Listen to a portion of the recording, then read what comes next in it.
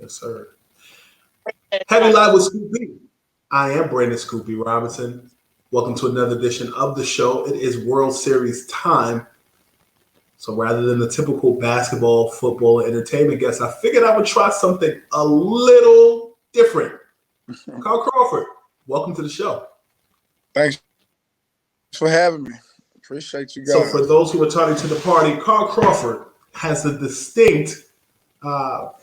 distinction of having played for both the Rays and the Dodgers. Yep. $1 million question: who's winning the chip, sir? Man, I don't know if I was to pick one to say, I don't know. I like both of those organizations. You know what I'm saying? But I guess the Rays drafted me and raised me pretty much, so it would be nice to see those guys win a world championship there in Tampa Bay. They don't. I don't know about if the fans are still like they were, but that little city was always fun for me. Raised me pretty much. They raised you for sure. You were a 1999 Major League Baseball draftee. You were a second round pick, 52nd overall. You played for the Sox. You played for the Dodgers. You played for a multitude of teams, but you said that the Rays will always be home. I'm curious to know, just from your perspective, you looked at basketball with the bubble, from the perspective of just safety and fans. What do you make of the playoffs? They did what they have to do because of what's going on with the coronavirus. But playing with no fans, that's a real big factor. But I know I had to take like a lot of stuff where they had to take a lot of testings and keep social distancing around, and too many family members couldn't come at one time. So I know it was a big obstacle for guys this year, and it was just had to be totally different because that's something that's never happened before. So from what I'm hearing, for players to have to go through all that and still, make it to a World Series or a championship, that was a really tough year for everybody. But, it can't be like when it's fans there, getting on you and doing all that kind of stuff. So I guess that was the difference. Yeah, I remember your last namesake, Jamal Crawford. I had him on my podcast, Scoopy Radio. And one of the things that we talked about was for the NBA bubble. He talked about how he felt like it was a big, like the bubble would be like a AAU tournament. Him playing for Brooklyn, he would know they were 7th seed in the NBA. For baseball comparatively, like how difficult is it from your perspective with playing with limited fans, some fans, or no fans? Like, does that momentum really count the same as basketball and football? I was trying to figure it out because, I'm retired, so I'm not out there. But the only thing I can imagine is if it felt like spring training or instructional league game or something like that. Well, there's no fans out there, and you have to, sometimes you might have a B game on a backfield where there's nobody, and you can just hear one person yelling. So, a lot of times it's hard to get up for those games. But I'm pretty sure after like doing it for so long, they got used to it. And, I'm pretty sure it's a couple of players that didn't mind playing with no fans, yelling at them and telling them stuff like that all the time. So, I guess it was a give, but I'm pretty sure all the players wish they could play in front of the fans because it definitely gets you going and gives you that extra oomph when you need it. Nah, man, you would imagine. I would imagine that the fans and having the ability to have people cheering you on is great. I would imagine that where the World Series is, there may be an advantage of more Dodger fans than Rays fans. Yeah, where is it? Is it in the same? What you say? Did they pick a location? Because I didn't know, like, if they was playing at the home teams or the stadium, did they pick a location for it yet? Well, Google is your friend. So while I'm talking to you, I am Googling that. It's in Texas, actually. It's in Texas. Oh, So it's in yeah, your neck of the. that's right, Texas. Yep, I did hear that. I just forgot. Yep. Yeah, nah, man, it's going to be very interesting to see Arlington, Texas. So where the Texas Rangers play. Oh, yeah. Mm-hmm. Well, should be a lot of home runs. Should be a lot of home runs this World Series. Balls flies out there. What do you remember about playing on that Rays World Series team in 2008? Oh, I just remember we were just all young and full of energy, athletic. We had Joe Madden as our manager who came and made us Mm-hmm. believe that possible.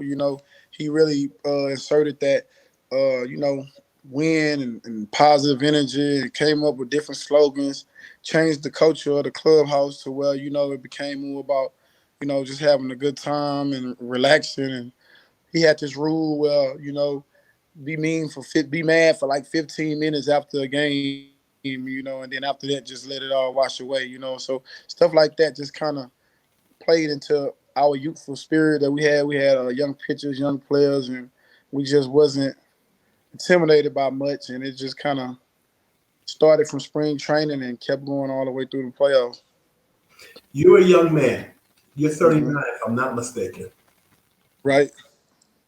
When I look at the ability in baseball, like I look at a Cecil Fielder or some of the other guys that played through their 40s, do you think that if injuries wasn't a thing for you, like if you hadn't got hurt, do you Right. still be playing now?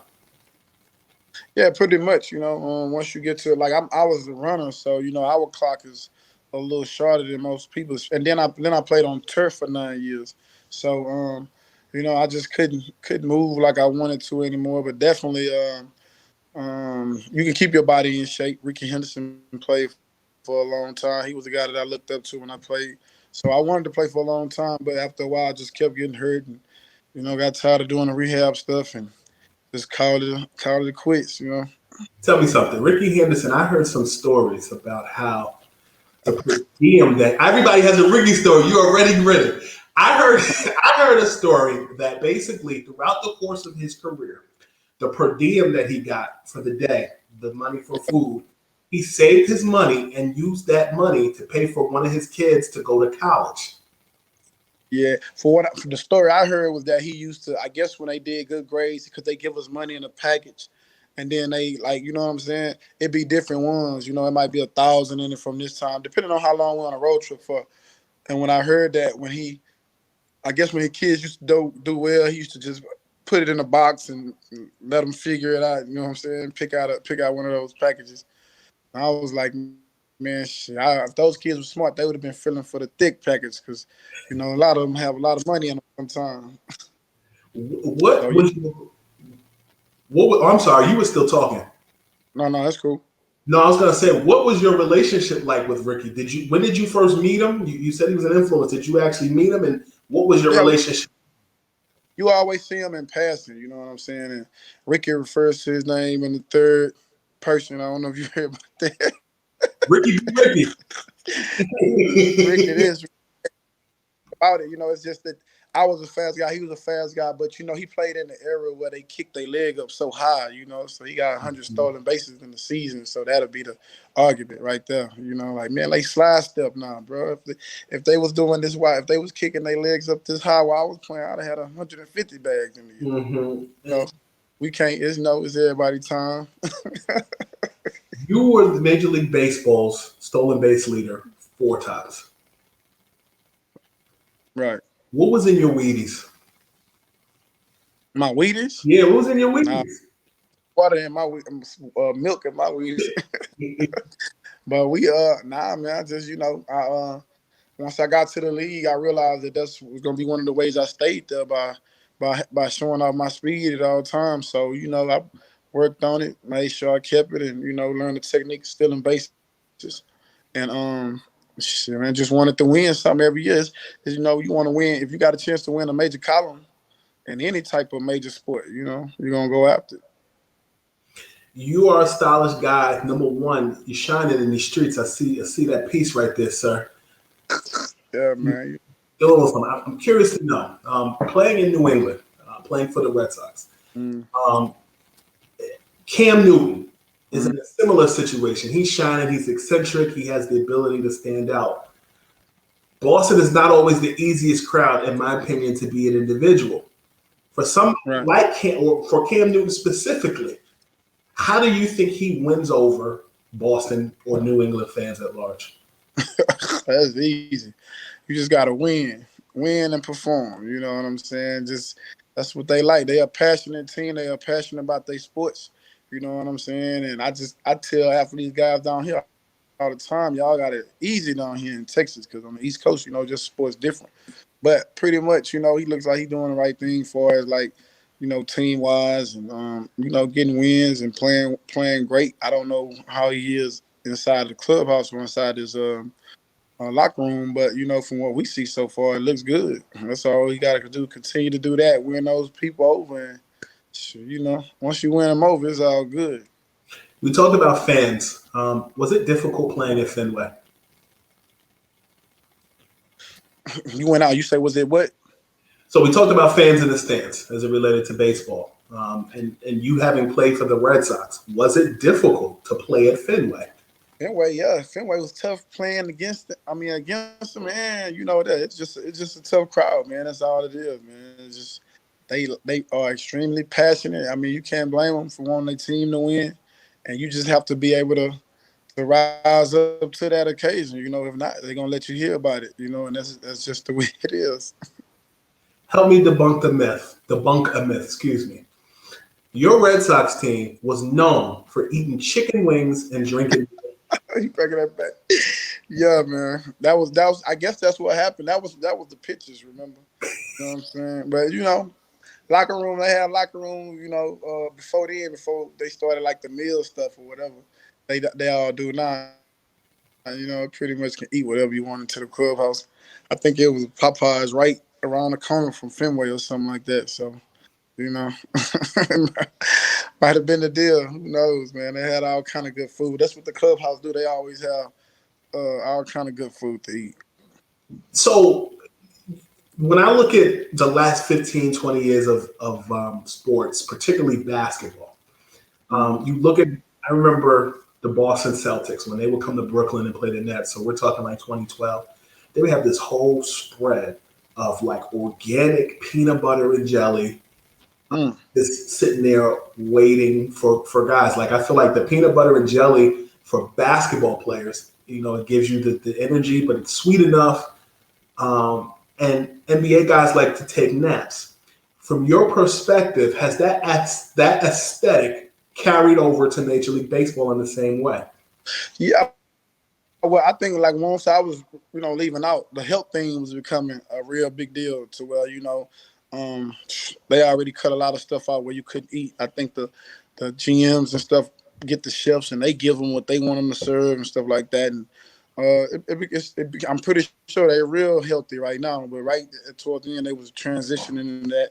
And, all the organic stuff, people showing you how to eat, trainers, and really mixing that in. I know with the Dodgers, they do a great job of all that stuff, having a nutritionist there to, kind of go with you day to day and what to do, certain pills you might take or, stuff like that.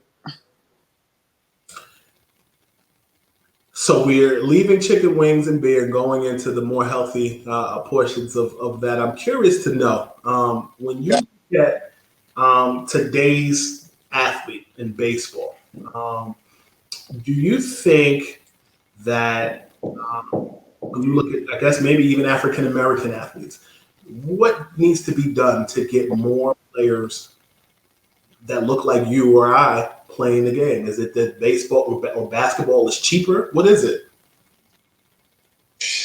Man, that's been like the $1 million question every year. I just think they need to see more faces like us, even from when I first started playing, like you say, I lead the league in stolen bases in a major category for 4 years straight.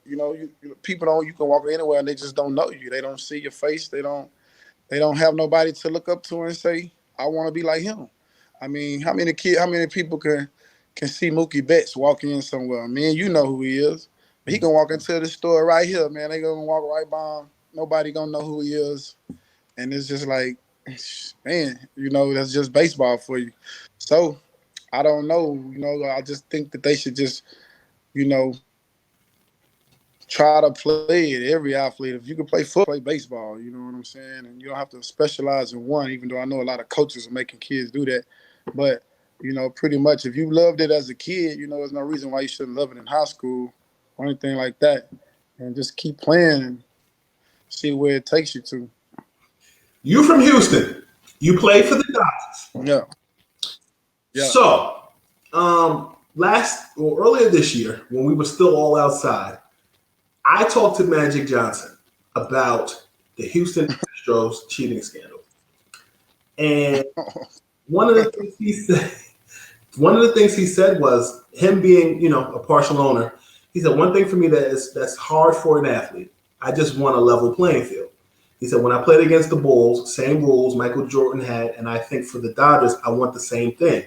We just want a level playing field. We didn't get that. So I was really disappointed, not because I'm the owner, but I was disappointed for my players. So he went on and on and on. He said, because they deserved everything needed to be equal. Because not only are you an expert on the Rays and the Dodgers, you're also Houstonian and you play for the Dodgers yourself. Was that a difficult juxtaposition for you to see what was going on because of your relationship with both sides? Yeah, I'm from Houston, so you always root for the Houston teams, and then you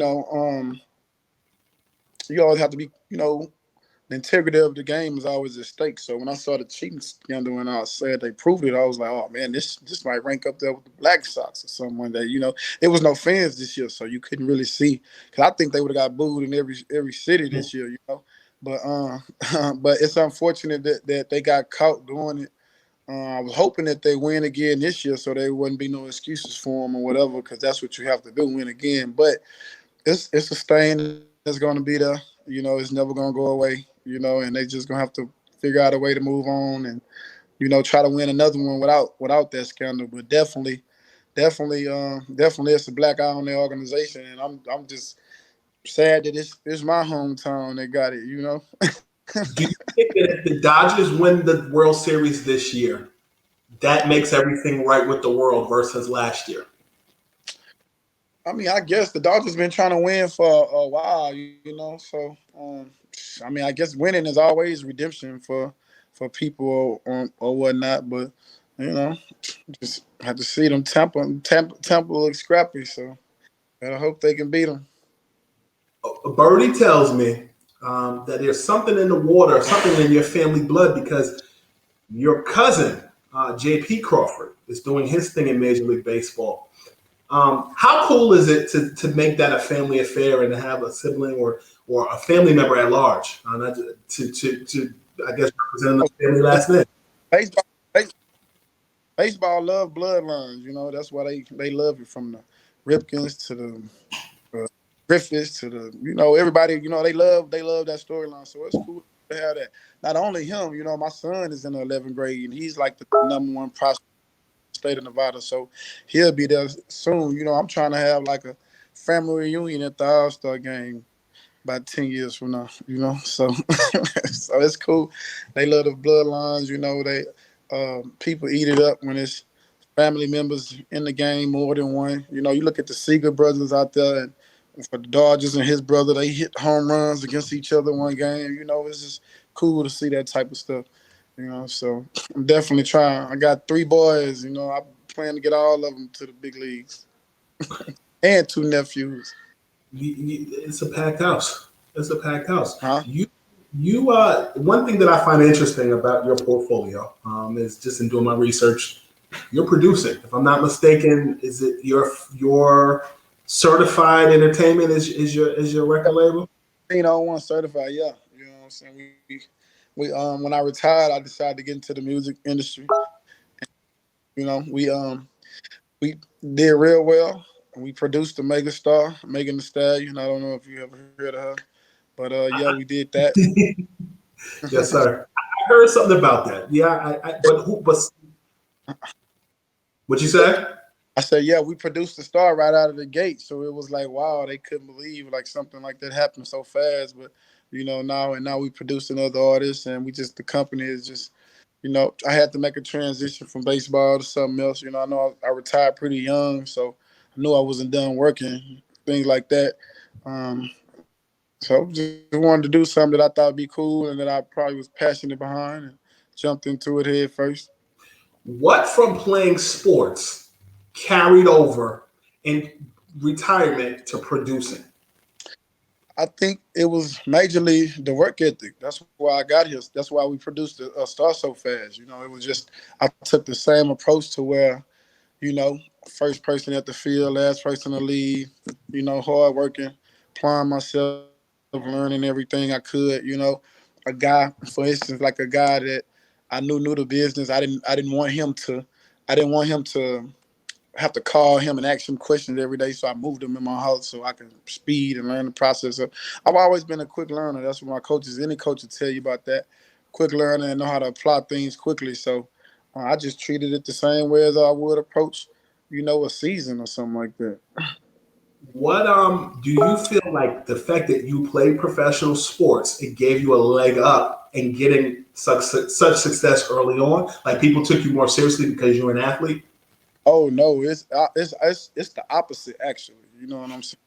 The only thing that helps you out is the money that you made from playing sports. You able to spend on things that they gonna probably double and triple charge you for because you're an athlete.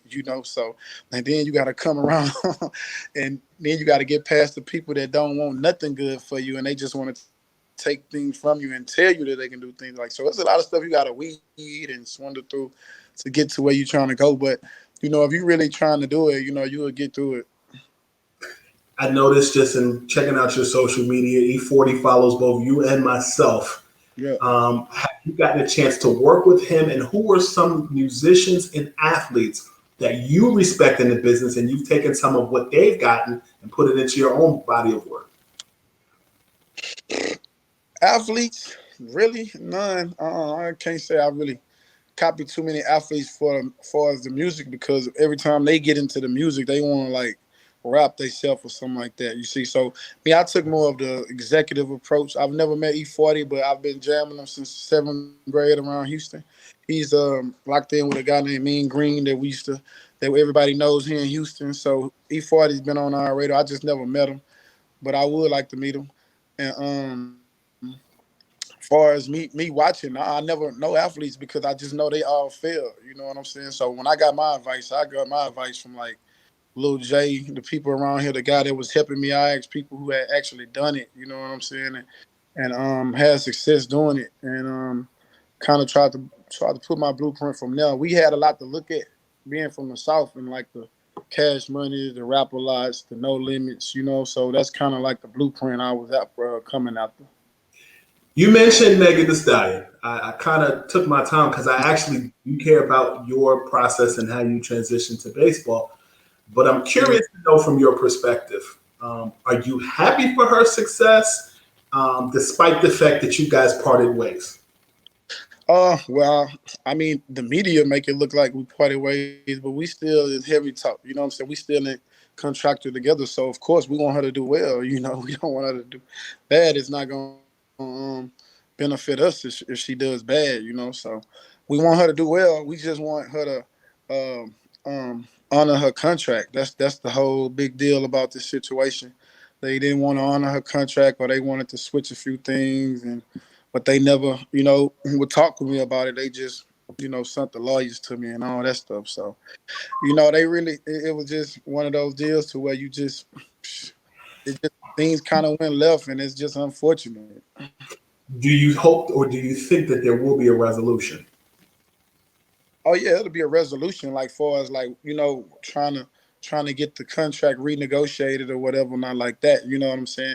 We'll definitely handle the business part, but just far as the personal stuff, I don't really know about that. What's that? It's simple. Okay, yeah. So yeah, we'll yeah. I mean, the business part is what we're working on, so we'll definitely take care of that part. I mean, hopefully soon.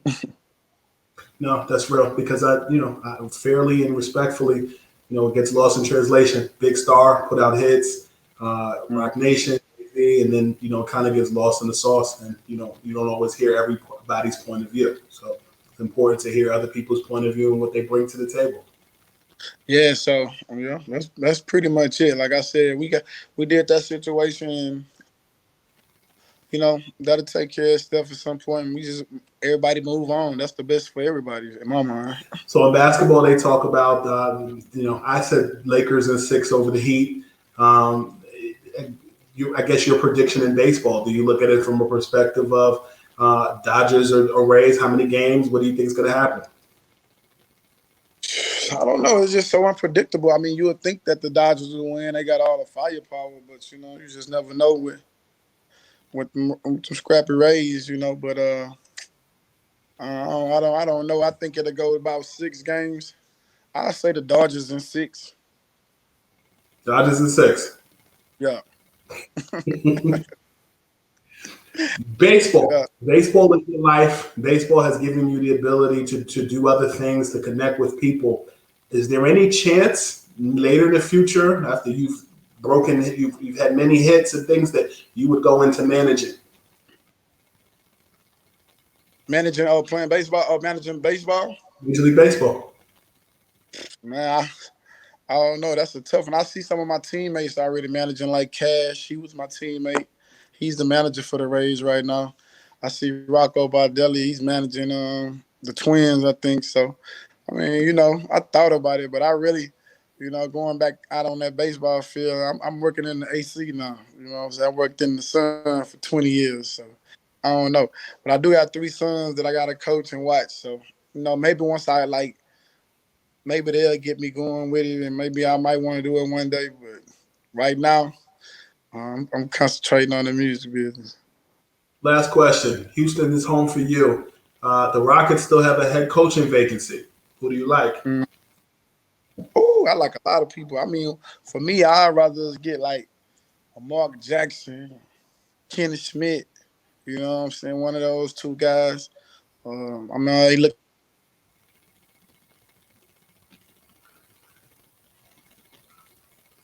Hey, Carl, the sound went out for the sound went out for a second. I think you're on your phone and you got a call. So you said you want Mark Jackson or Kenny Smith, correct?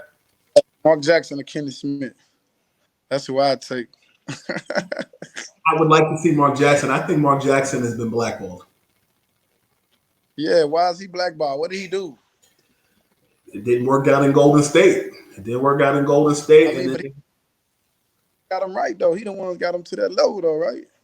he did. And they took him right after this. So I just want to see what he can do. You know what I'm saying? We got to get a big man too here in Houston, man. So I don't know. We got to make a whole lot of changes with our team. It just ain't the coach. We done been using this one recipe for the longest. So we need to just try to shake everything up. If you ask me. It's gonna be interesting, brother. Dodgers is your prediction, and we're gonna hold you to that.